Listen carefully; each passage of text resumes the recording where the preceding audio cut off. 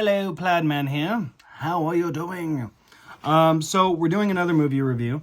I wanted to talk about a hot button topic, but I've been thinking about it, and I definitely want to talk about it. I just want to formulate my thoughts on it a little bit better, and maybe even make bullet points, which is kind of the next tier of, hey, David, Plaid Man is rambling, but with guidance. You have to excuse me, I haven't even showered or changed. This is just me straight from work, pretty much.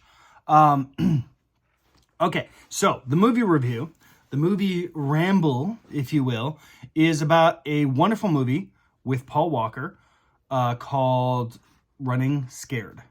Now, I've seen this movie several times, but my dad's home. My mom is out of town right now doing some business stuff, so I'm kind of keeping him company. I don't know. I don't want to make it sound weird. He can take care of himself, but having some, son dad time. And so, of course, I grab a bunch of DVDs and I'm like, hey, pick one.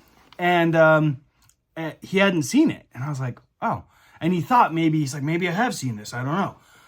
Anyhow, hadn't seen it, saw it, enjoyed it, which for my dad for me, it can be kind of hard to find a movie that my dad enjoys. Either way, Running Scared, the lead actor is Paul Walker. I can't remember her name. I'm so sorry. She's a wonderful actress too. The lady who played the cop psychologist in Departed, she's also in Up in the Air with George Clooney. She's one of those actresses that kind of does smaller, almost supporting roles. And one could easily be like, oh, well, she's just playing the mom in this or whatever, because she's Paul Walker's wife, and they have a kid together. So it's very easy, she gets in this thing, but there is a moment in the movie. There is a whole moment in the movie, frankly, several, but there's one in particular that's just oh, wow, just wow. Not only, in my opinion, does she do a bang-up job and kills it, she looks great, which is nice, but she brings this raw realism to the character that could otherwise just be paint-by-numbers stereotype, and she just kills it. So, okay, I'm jumping ahead of myself. Hi, buddy. Yeah, I'm doing a video. Can you just be patient? Yeah. My dog wants to go back outside. I know. I love you, Peroonies. Anyhow, so Running Scared, the simplicity of it is Paul Walker is playing muscle for an Italian mafia. And I'm pretty sure it's Italian mafia. It doesn't have to be Italian mafia. And certainly Paul Walker doesn't go all Italiano on it. But he's in this gang. They're going to do a deal. And it goes south. Some crooks come in. They shoot up the place. Paul Walker and his gang and the other gang have a three-way fight. And two of the crooks end up dying that are trying to rob the crooks. Aaron, what? Hold on. Okay. Go outside. He was. Ay. Not even gonna edit that out. This is real and raw. Anyways, so two of the crooks die on the scene. And Paul Walker and his gang are like, okay, we gotta get out of here. And they check, and the two guys that were trying to rob the drug deal were cops. So effectively dirty cops. And it's just oh boy, this is not good. So as they're driving away from the location, Paul Walker's character is given the guns that were used in the shootout. Hey, you need to dispose of these. And then things go rather sideways and just bananas, on top of bananas. This movie, it's fascinating because I've seen a lot of the director's work, and I don't really I feel this is just kind of out in left field. He just did this and was and it was almost a sleeper movie, something that you see in the bargain bin, and you're oh, well, Paul Walker, okay. And I've seen other Paul Walker stuff, and frankly, he doesn't do that great. The script's not that great. Whatever. He was in a remake of District B13, which is a French movie, which was amazing. For the record, I'm going to rewatch that and do that because that's just amazing. Anyways, but so he did a remake of that, and that wasn't good. And it's just so Paul Walker doesn't do the most amazing of stuff. However, This movie, it just works. Like, the best way I can describe this movie is effectively The Departed is like a kind of a big, grandiose, mafioso type movie, right? That's like a bit more dirty, a bit more gritty version of The Godfather, right? So you have like The Godfather, which is this like untouchable tier of whatever, and Scarface, which is up there as well. And then you have The Departed, which is a different type of thing, and it's up here. High budget, high concept, top name actors, top shelf stuff, right? Then you have, in my opinion, this movie called Running Scared. And what's amazing about this is it works. Like, the title describes the movie, and it just does not let up.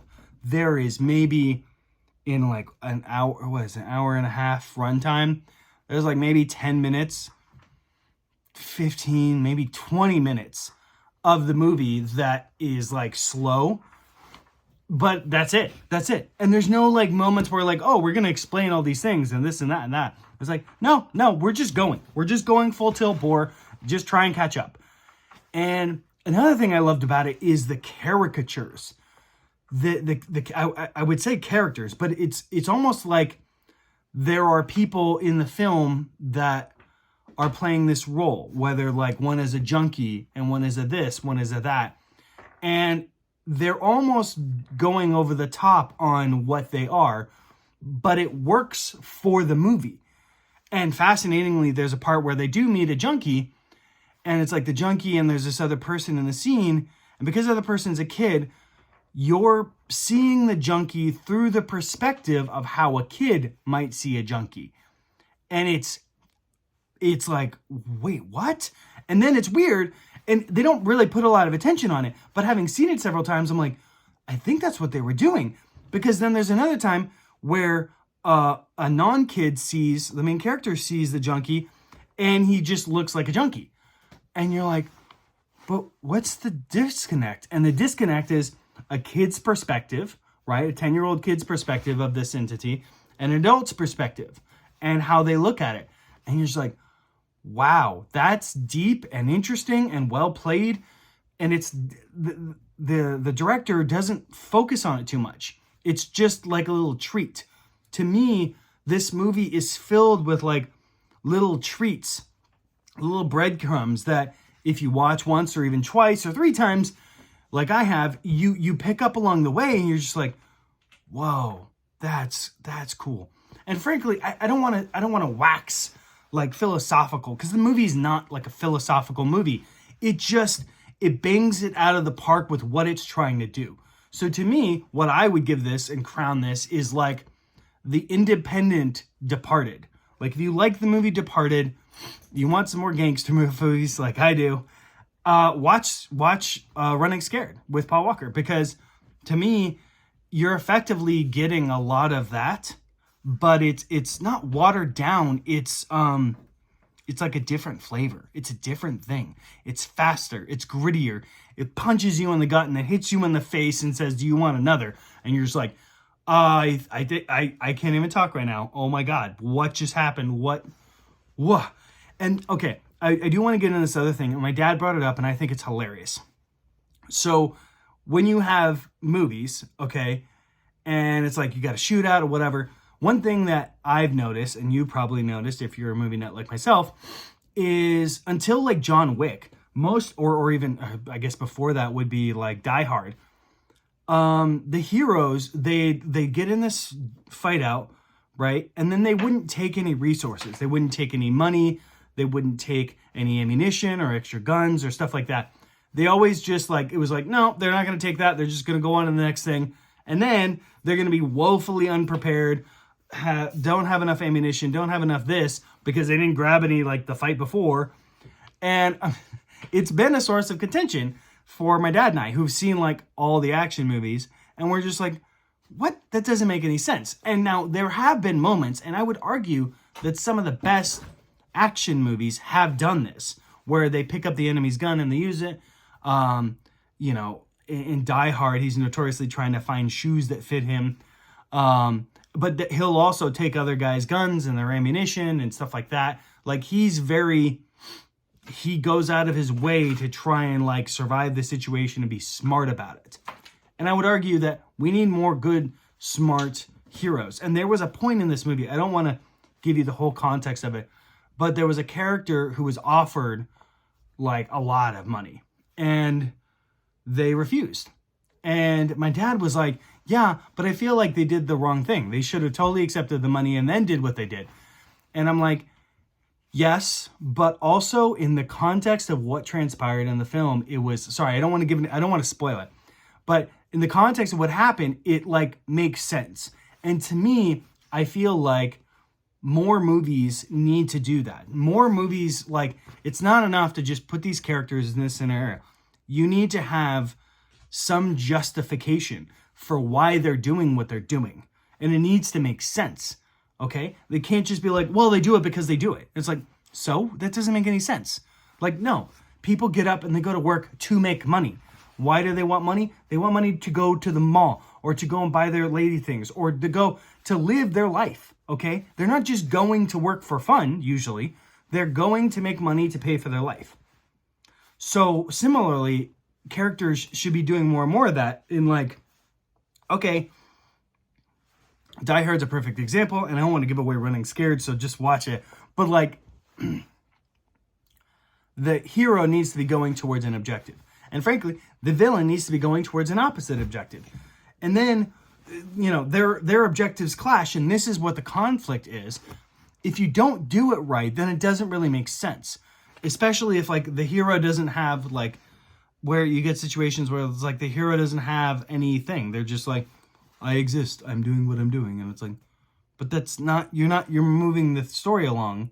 And it's just like, oh, well, when something happens, I'll come in. And it's like, that makes for a boring story. When you look at things like Mission Impossible, Ethan Hunt, played by Tom Cruise, that character constantly is moving it because he has an objective. The villain has an objective. They're trying to do a thing.